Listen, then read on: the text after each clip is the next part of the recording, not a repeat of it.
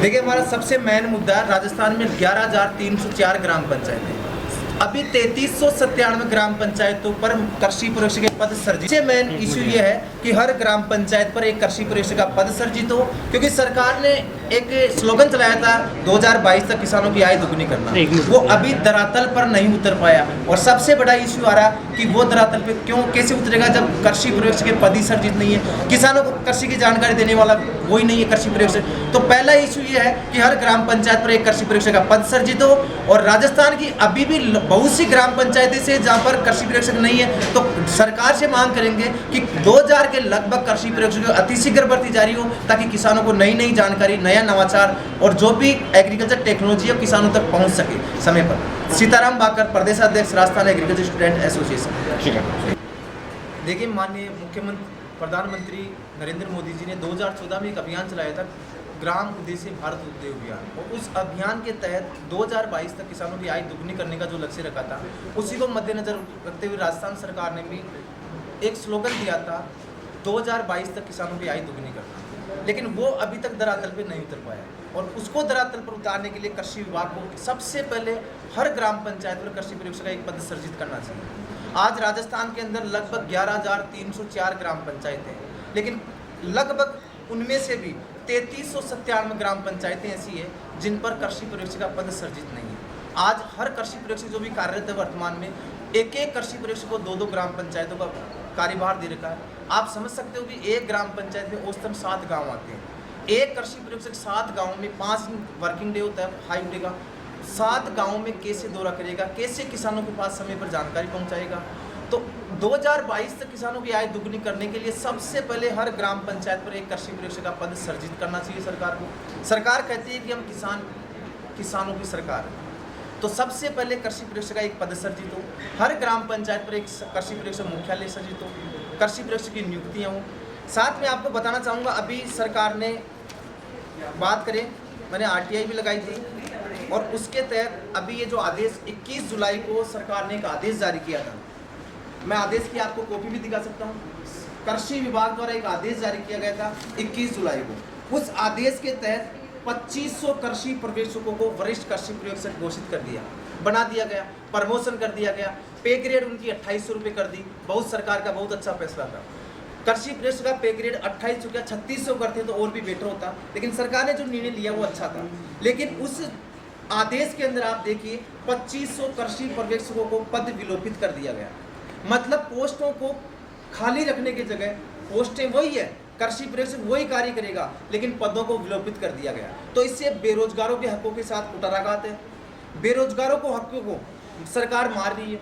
अगर इस जगह प्रमोशन कर रहे हैं तो पदों को रिक्त रखना चाहिए, खाली रखना चाहिए, उनकी जगह नए कृषि पर्यवेक्षकों को नियुक्ति देनी चाहिए। तो सबसे पहले बात करें तो हर ग्राम पंचायत पर एक कृषि पर्यवेक्षक पद सृजित हो, और साथ में कृषि पर्यवेक्षक की लगभग 2000 पदों पे कृषि पर्यवेक्षक की भर्ती जारी होनी चाहिए, ताकि हर ग्राम किसानों को समय पर, अभी नए नए नवाचार हैं, जो भी एग्रीकल्चर टेक्नोलॉजी है किसानों के पास समय पर जानकारी नहीं पहुँच पा रही, तो इसके मद्देनजर रखते हुए किसानों की आय दुगनी होने के लिए इस जो लक्ष्य रखा था, इसको धरातल पर उतारने के लिए सबसे पहले हर ग्राम पंचायत पर एक कृषि पर्यवेक्षक नियुक्त होना चाहिए। और अभी भी मैं बात करूं, मैंने RTI के माध्यम से जानकारी प्राप्त की, अभी भी 11,304 ग्राम पंचायतें, और कृषि विभाग ने 7904 कृषि पर्यवेक्षकों के पद सृजित कर रखे। अभी भी ऐसी 3397 ग्राम पंचायतें जहाँ पर कृषि पर्यवेक्षक का पद सृजित नहीं है। अब वहाँ किसानों को कैसे समय पर जानकारी मिलेगी? सरकार किसानों को बीज बांट रही है, फ्री में बीज खाद बांट रही है। आप इन खाद बीज को बंद करें, किसानों को फ्री में कृषि की जानकारी प्रदान करें, और जानकारी प्रदान करेगा कृषि पर्यवेक्षक। तो सबसे पहले कृषि पर्यवेक्षक के 2000 पदों पे, लगभग 2000 पदों पे भर्ती आनी चाहिए। अभी वर्तमान सरकार, अभी गहलोत साहब ने 10-15 दिन पहले स्टेटमेंट दिया था कि आगामी बजट होगा, किसानों की सरकार है, युवाओं के लिए होगा। युवाओं के साथ अभी 21 जुलाई को एक कृषि विभाग का आदेश है। गहलोत साहब ने, कृषि मंत्री जी कहते हैं कि मैं किसान का पुत्र हूँ। आप अगर किसान के असली पुत्र होते तो ये आदेश नहीं निकालते। इस आदेश में लिखा गया कि 2500 कृषि पर्यवेक्षकों पदों को विलोपित किया जाए। आप सोचिए, आप कर्मचारियों को खुश रखने के लिए उनका पे ग्रेड बढ़ा दिया, बेरोजगार भी खुश है कि कृषि पर्यवेक्षक का जो मानदेय है वो बढ़ना चाहिए, लेकिन आपने इसमें बेरोजगारों को हकों को मार दिया। बेरोजगारों के लिए क्या सुविधा दे दी, कर्मचारियों को आप खुश कर रहे हो। अगर आप असली किसान पुत्र हो और किसान पुत्र होने का अगर नाटक कर रहे हो आप, इस आदेश से सिर्फ ये साबित होता कि आप किसान पुत्र नहीं हो। अगर आप असली किसान पुत्र होते तो बेरोजगारों के लिए भी कुछ करते। आप इस आदेश के अंदर देखिए, सहायक कृषि अधिकारी और कृषि पर्यवेक्षक का जो डीपीसी का जो प्रमोशन का अनुपात है 50:50 था, आपने इस आदेश में 60:40 कर दिया। अब भविष्य में कृषि पर्यवेक्षक जो सहायक कृषि अधिकारी बनेगा 60% प्रमोशन कोटा कर दिया और 40% विज्ञप्ति जारी कर दी।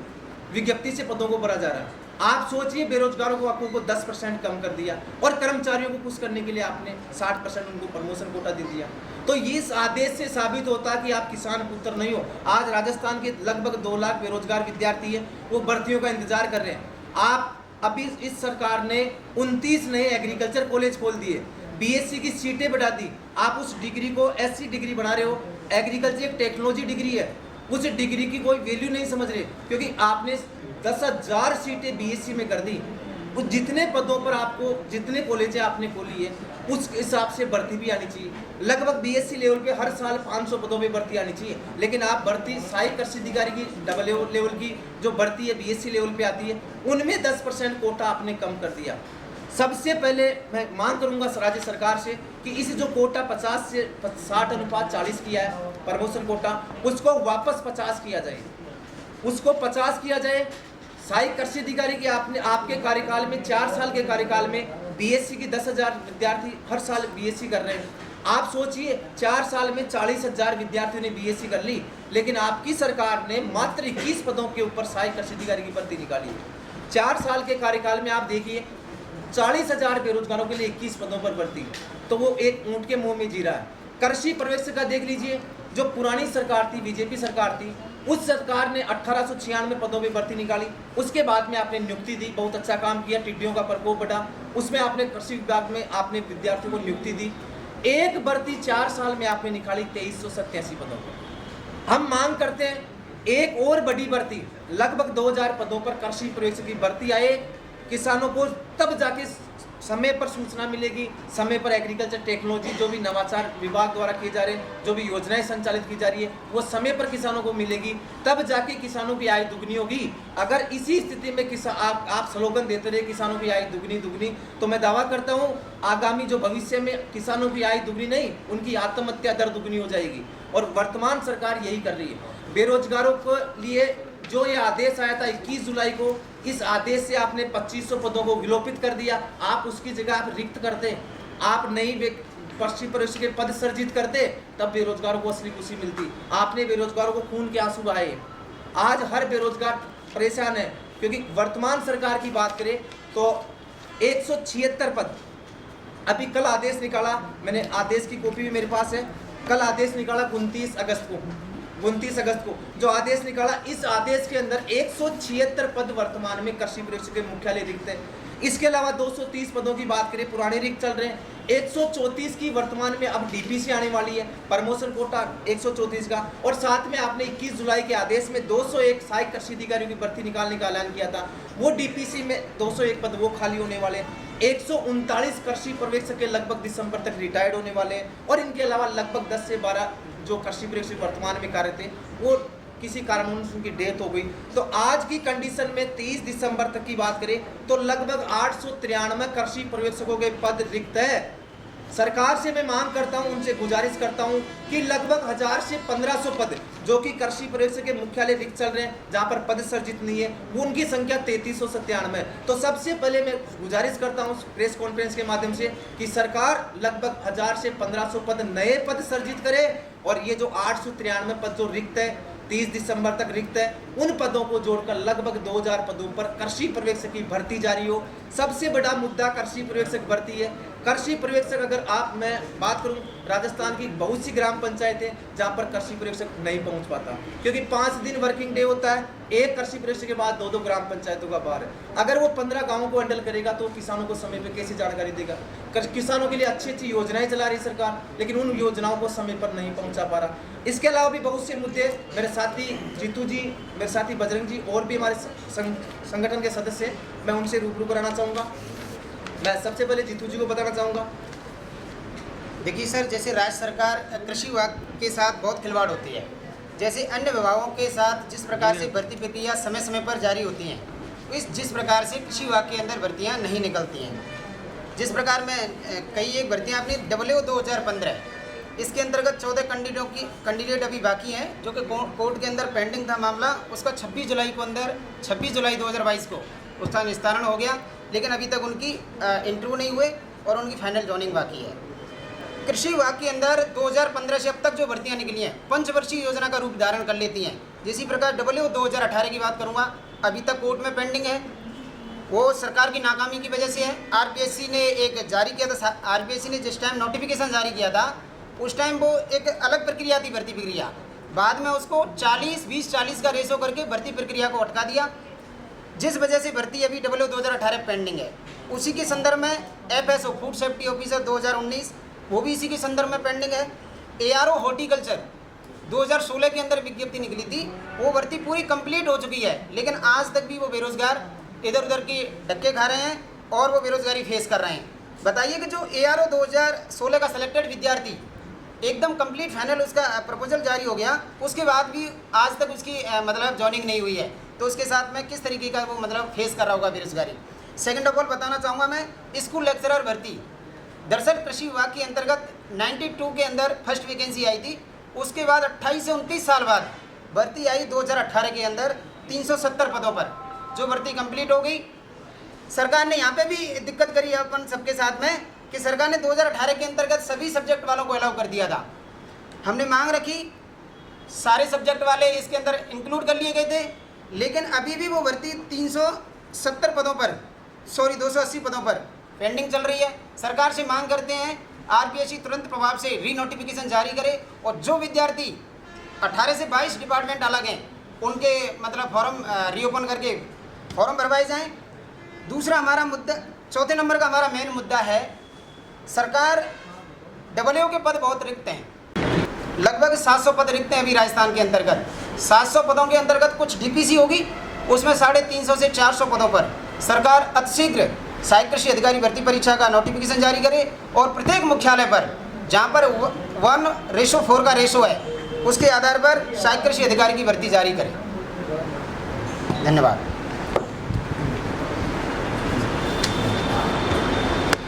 रासा कोषाध्यक्ष मदनलाल बहादुर। मैं राज्य सरकार से ये मांग करता हूँ कि जो राजस्थान में वर्तमान समय में 5 कृषि विश्वविद्यालय चल रहे हैं और 5 कृषि विश्वविद्यालय में अलग अलग पदों पर, नॉन टेक्निकल पदों पर भर्ती आती है। जैसे तो हर विद्यार्थी एक फॉर्म की 500 रुपये की फीस होती है, तो 5 कृषि विश्वविद्यालय में अगर वो अलग अलग फॉर्म भरेगा तो उसके 2500 रुपये तो फॉर्म में इन्वेस्ट हो जाएंगे। उसके साथ वो अलग अलग कई चीज़ों से गुजरेगा, जैसे परीक्षा देने के लिए, हर बार परीक्षा देने के लिए जाएगा तो खर्चा इन्वेस्ट अलग होगा। तो मैं राज्य सरकार से ये मांग करूँगा कि 5 कृषि विश्वविद्यालय एकजुट होकर किसी कृषि विश्वविद्यालय को इस भर्ती की, यानी सब सम्मिलित होकर एक जगह एक कृषि विश्वविद्यालय इस भर्ती को करवाए। इसमें काफ़ी एग्रीकल्चर के छात्रों को राहत मिलेगी। मदनलाल चौधरी। सर, प्रमुख मुद्दा एक मेरा मुद्दा रह गया सर, मैं मांग करूंगा राज्य सरकार से WO भर्ती और ARO और ARO, ये भर्ती बहुत कम पदों पर आती है। इनके माइनर डिपार्टमेंट होते हैं और मेजर डिपार्टमेंट होते हैं। उनके अंतर्गत कैंडिडेट MSc करता है, MSc लेवल पर ARO और WRO की वैकेंसी आती है, रिक्रूटमेंट आती है, 5 10 पद आते हैं। सरकार इधर MSc पोस्ट ग्रेजुएट बंदों को कराती है, तो उनके लिए उधर पद बहुत रिक्त हैं। 10 पदों पर भी भर्ती आती है, तो 10 पद अभी भी वर्तमान में रिक्त हैं। उन सभी पदों पर भर्ती प्रक्रिया जारी की जाए, राज्य सरकार से हम यही मांग करते हैं।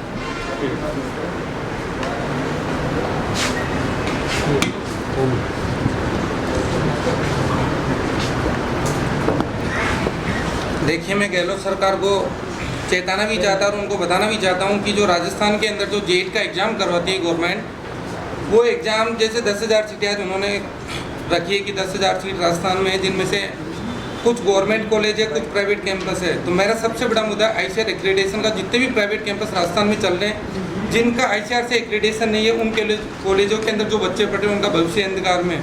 जिन बच्चों को अभी तक ICAR के अंदर कॉलेज में पढ़ाई कर रहे हैं, जो बच्चे 2022 तक, उन बच्चों की जो डिग्री है उसको तो मान्य कर दी जाए। जो आगे बच्चे उन कॉलेजों में पढ़ रहे हैं उनका भविष्य अंधकार में। जल्दी से सरकार इस चीज़ पे फैसला ले कि जिस कॉलेज का ICAR एक्रेडिटेशन नहीं है, उस कॉलेज को तुरंत प्रभाव से बंद कर दिया जाए।